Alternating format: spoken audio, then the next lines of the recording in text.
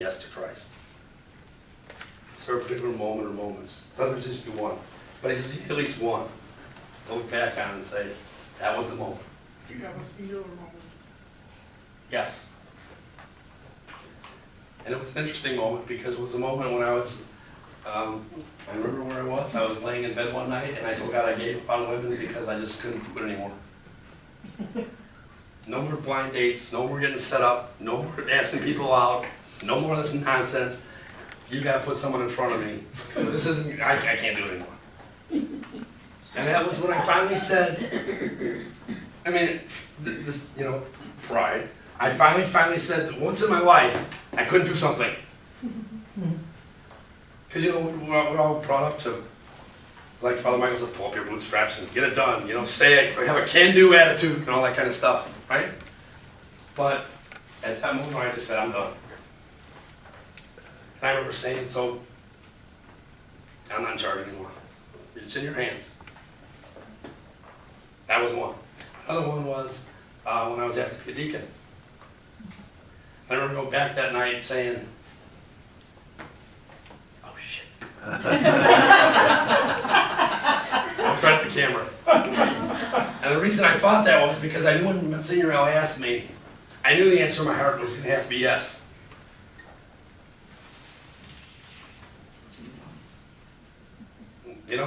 I mean, when you feel that call at your heart, and you honestly believe in your heart God's calling you, I told people many times, get it over with and just say yes.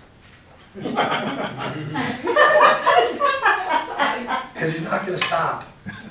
He's relentless because he loves you, right? Parents are relentlessly in love with their children, or relentlessly in love with their spouse, or whatever, right? But that's how God is. So when he asked, I was like, oh, gosh. Yes. But I knew I had to say yes. I just knew it. I knew it. I prayed a long time to make sure, but in my heart, deep down there, I knew somewhere in there that's who I was supposed to be. Now you look back and say, maybe I was wrong, because I'm such a goof up. But I look back now and I can see it all so clearly. The progression was just so obvious after a while. But, at the time, there were so many reasons to say no. I could make so many good excuses about having a wife and having young boys, and they need a father, and I can't be away from home, and blah, blah, blah, blah. And yet I knew. And it's those kind of moments where you gotta have something like that to say, that was the fork in the road moment. Whereas what Yogi Berra said, when you come to the fork in the road, take it. Take it! No, that's not the right one. You come to the fork in the road, I knew it was a moment, Mm-hmm. If I said no to that moment, life was gonna be a lot different. And if I said yes, it was gonna get scarier, but I knew it was the right direction, So, to digress, but I think those are important to kind of hear. So those moments, those moments where you really convert, in a sense, to a new way of life, a new way of being. Okay? All right. Then the next one is on page 168, the idea of building. And this is where we have to build ourselves up. So we can say yes to Christ, but now we have to form, okay? We have to be more than when we just say yes. So this is where study comes in and our discipline. So he says in the middle of 169, that middle paragraph, little by little, brick by brick. It may be saying a rosary, 15 minutes of Gospels, a divine chaplet, daily mass, prayer before meals, morning prayer, nighttime prayer, whatever. But one little thing at a time, we build up, okay? And at the bottom of 169, he says it's the process of continuous improvement. Gradually building ourselves up. And he gives us examples of how to do it. On 170, I mentioned some of them already, whatever we do. Okay. And he wants to get the point across that because we have to be prepared to be sent. Okay? This is why priests go through 7 years or 8 years of study, because they couldn't just suddenly be up there, I'm a priest. had to first develop the heart of a priest and the mind of a priest before they could do that. Okay. Being sent then, and this is where he answered to kind of Jim's question. He said, I have the approach. He says in that third paragraph down, over the years, my approach to attracting people has become much more natural and patient. Very important words. The three keys: friendship, generosity, and answers. So first thing is, he says, is friendship's really, really important, okay? And he says at the top of 172, it's about helping each other, becoming the best version of yourselves. And as a friendship that places the other person's best interests above our own. So just being a friend to somebody and being a real friend is the first step in evangelizing. Not preaching at them, but being a friend. Second thing is generosity. He says, show that. You know, it's not all about you. It's about how you treat other people. Generosity. And then the third key, he says, is help people answer their questions. You don't have to have all the answers, he says, but you really need to be in a position where you can help people find answers to their questions. And it doesn't even mean you have to know anything or even know how to find it. Sometimes I just point to Father Michael. I do. People come up to me and they say, I have this problem in my marriage. I go, this is way beyond what I can help you with. I'm not, but Father Michael's been working with couples for years. This is serious. Go talk to that priest. Go talk to Father Michael. Other times I feel more comfortable. But the point is that you don't have to know everything, but help people find answers to their questions. Okay?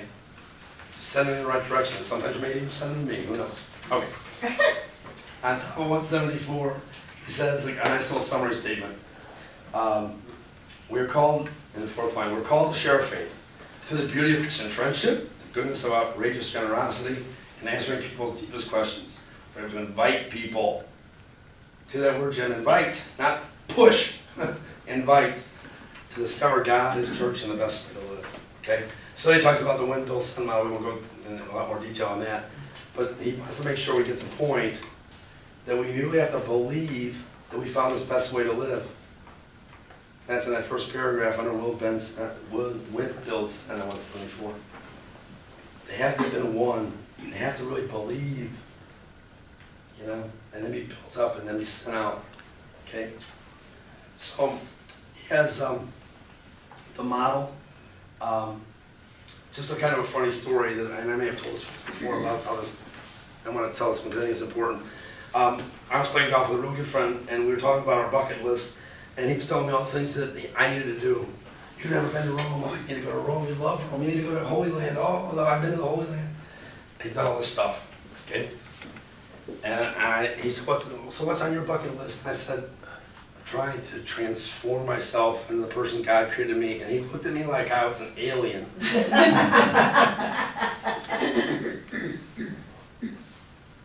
He wrote that?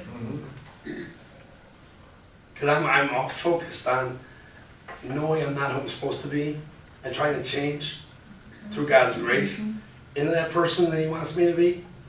But I'm so far away from that. I look at that image of that person, hopefully one day will be in heaven and purified, and I'm afraid I won't recognize myself. I'll go, wait a minute, that didn't look like me at all. See what I mean? So I'm trying to move and really change and transform who I am so that I can be that person that God actually called me to be, right? And it's not going to help me, necessarily, to have a bucket list, or hurt me.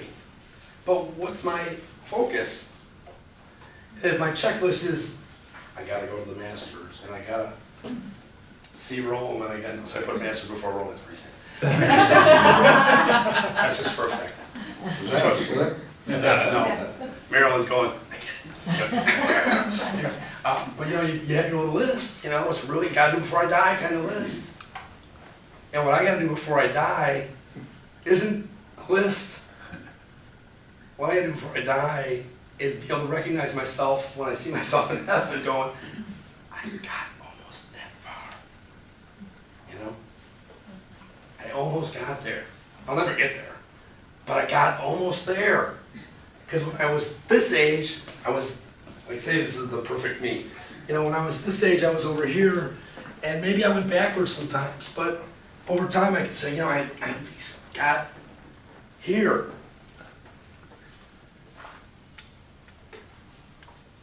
And then there's still purgatory, this gap between pure and me, okay? But at least the gap isn't that, okay? And so I looked at that and said, that's my bucket list. You're from Mars. You know? See what I mean? And we fill our lives with all these things, and I missed the whole point. And the best way to live isn't to go to Rome. Not that you can, I'm sure it's great. The best way to live is to be who I'm meant to be. Because God has a much higher plan for me than my plan, which would include the masters. You know? But that's the thing that we're talking about here is trust. We're really talking about trust. God has a plan. Trust in God. Yeah. But it also comes into, if you go back to the evangelism, or this 3.4, Mm-hmm. you have to display that trust to those you're working Yeah. with. You have to do this, or Yeah. it's all Ponyville, Yeah. you know? Yep. Yep. What are you? Yeah. Just another big mouth on the Yeah. street. Yep. Yep. Trust is a key. I know. to those folks. It's hard sometimes when people cut you off in traffic and they cut in line in front of the grocery store. So you know at the grocery store, thinking I was behaving myself. You know? Or I saw, Muriel at the kind of golf course, I'm thinking, I wonder if they saw me swear on that hole. One of the people we played with, she's always nervous about swearing. And she didn't swear until she saw my wife. And then she took that shot, and that was the only time she swore. She said, I can't believe I swore in front of Chris. I said, what about me? Oh, we did. That's like I was in Kroger's one time, and a woman banged into me with her shopping cart, and I turned around and said, thanks, I needed that. And she was aghast, she didn't know how to respond. She just, boy, I didn't expect this. It's true. So, gotta do it. I agree. Because you never know where you're gonna meet somebody like the grocery store. You never know. So we're called to be the person that God calls us to be. Not some knucklehead. Okay. All right. On 178, he gets to a wonderful little line, which I love. It's the second paragraph there. Oh, first full paragraph. People don't do anything until they're inspired. And once they are, there's almost nothing they can't do. So we have to search for that inspiration, And a wonderful way for me to do it is just in my private time with God. I was in a men's group the other day and we were talking about, and Gene was there, do we tell God we love him? Actually say it. And I said yes. And I have to tell him where I say it. Every time I open up the Blessed Sacrament, and I open it up and I genuflect, I say I love you every single time. And when I close it, that moment, okay? And every time when the cup or the host is celebrated, I have two little prayers. One of them is I love you. You need to do that because it's a relationship. It's real, We have to say it. And it just comes out because I do. I'm inspired, So it's like that, you have to live it out. You have to have that inspiration, you have to pray for it. It's really, really important. Okay. Now, here's some practical things. On 180, he says, here's how dynamic Catholics answer to how they share their faith. And those are the 6. Pass books and CDs around, invite people to Catholic events, bring a godly perspective to conversations, learn Catholic teachings, and be able to talk about them when churches attack and stuff. Help people discover answers to their questions, cause them to doubt the faith, and demonstrate the love of God through faithful and generous friendship. Those were their answers. All good answers. And then he goes on to talk about how people feel they're very inadequate at this. But this is a wonderful way to do it. And I find myself that one of the best ways, besides being just the normal person, just be yourself. But another wonderful thing to do is once people know that you're faith-filled, it's not so hard to say, hey, I read this really good book. Here. Or this DVD really helped me. Here. And not only tell them, not only give it to them, but tell them specifically what you learned and why it was important. Don't just give them a book and say, here, what's that? This book helped me because and explain it to them. Not in 50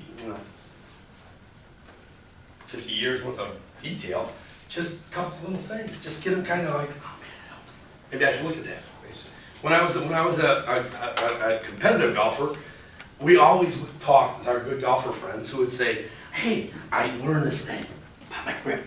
Or if I did this, or I hit the ball low into the wind, we all want to know, well, how'd you do that? Because you want to know the secrets, right? We have all this wonderful knowledge of our faith, and we need to share it with each other. If Carmela reads something, she should say, wow, it was an awesome book. I'm glad I read it. But we can do that. You know what we should do in the Nicodemus Club is have like a reading list and say, here's my top 5 books. Why and why? And so Dave can say, well, these are my top 5. And why? And you might see number 3 and go, I never even heard of that guy. What is that? Maybe you'll get into it.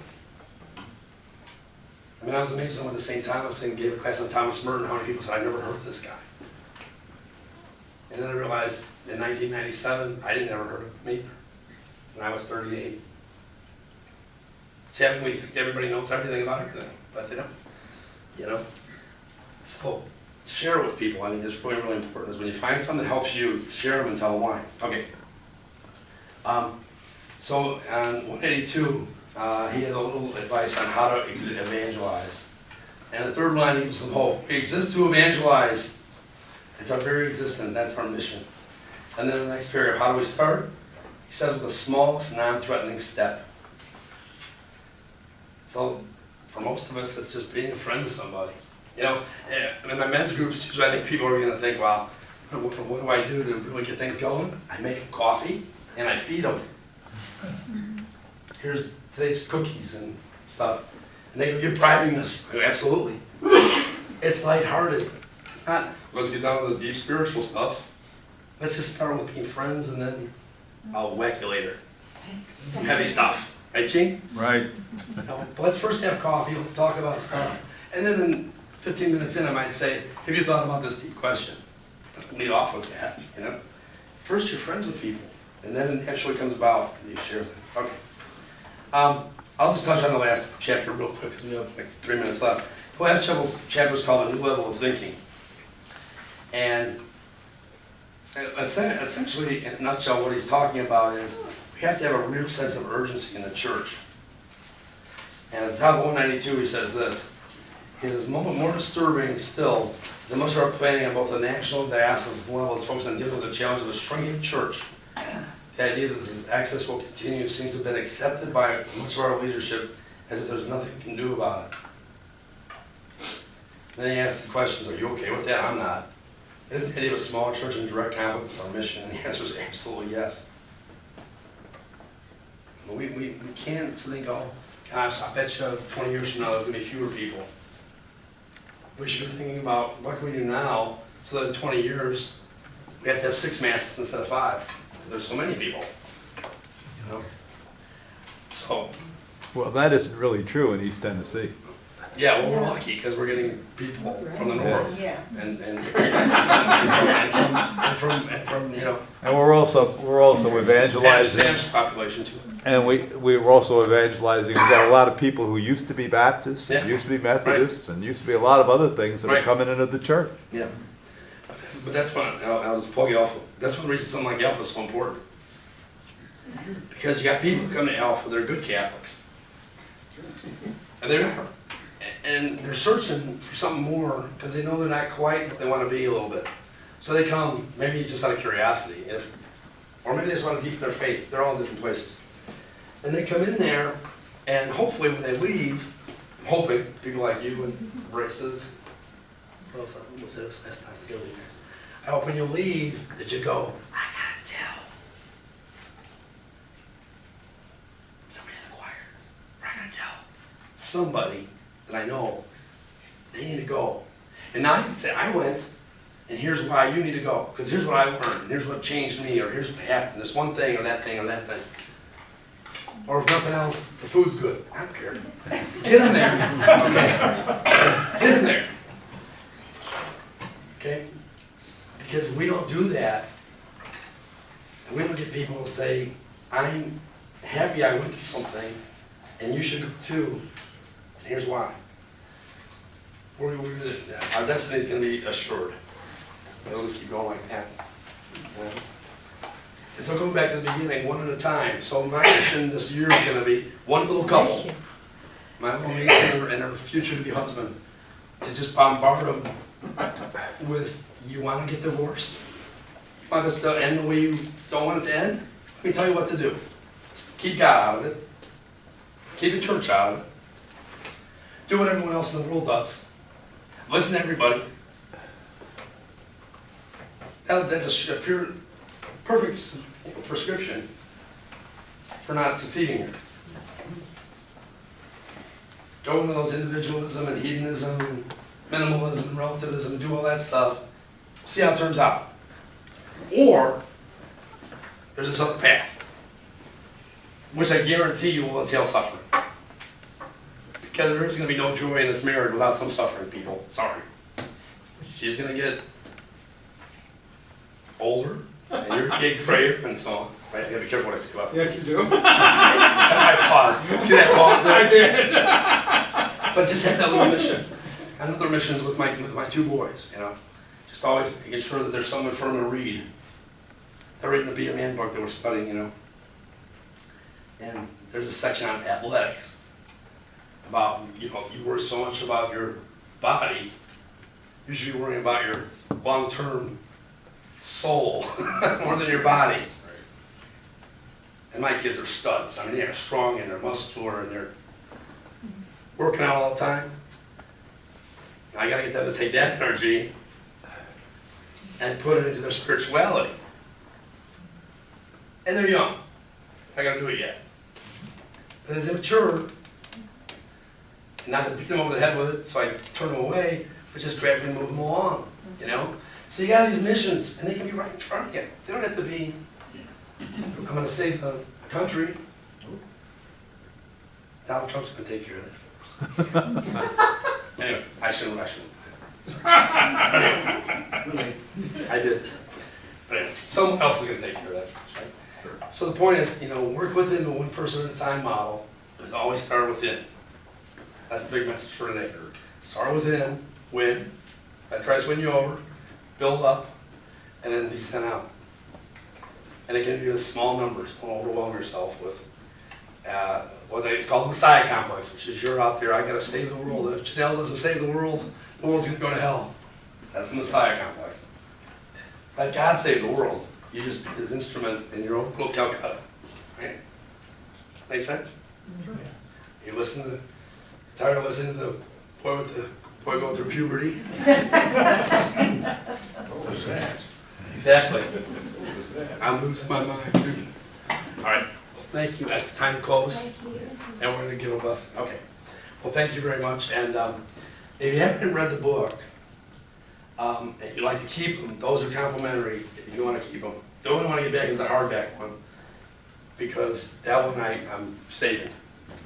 Because I got a kid at home that needs it, but I don't want to give him too many books at once. Okay. All right. To the Father, and the Son, and the Holy Spirit. Amen. Let's give glory to the Trinity. Glory to the Father, and the Son, and the Holy Spirit, as it was in the beginning, is now, and ever shall be, world without end. Amen. The Lord be with you. And with your spirit. May Almighty God bless you, the Father, and the Son, and the Holy Spirit. Amen. Amen. And let's thank God for the grace for you to put up with my cracking voice. For whatever I was able to get out today, too. Thank you.